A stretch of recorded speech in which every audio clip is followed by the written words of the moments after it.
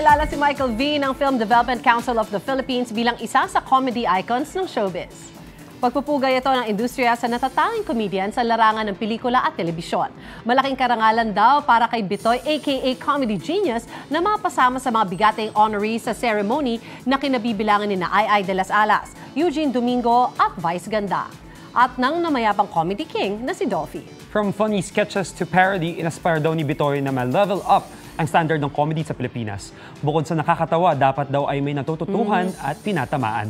Sabi rin ni Bitoy, sakto ang timing ng award dahil sa hamong kinakaharap ngayon sa larangan ng comedy.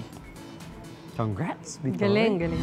Every year, every generation po, mas nagiging mahirap magpatawa. We get more and more restrictions when it comes to making jokes and punchlines. Ako personally, kahit gano'n ang sitwasyon, asaan niyo po na hindi ako titigil ng paghahanap ng paraan para kahit papano mapangiti at mapatawa kayong lahat.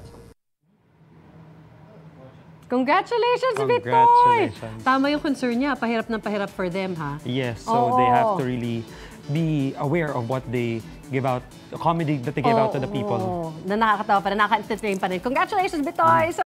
Mga kapuso, para una ka sa mga balita, mag-subscribe sa GMA Integrated News sa YouTube. Sa mga kapuso abroad, subaybayan niyo po kami sa GMA Pinoy TV at sa www.gmanews.tv.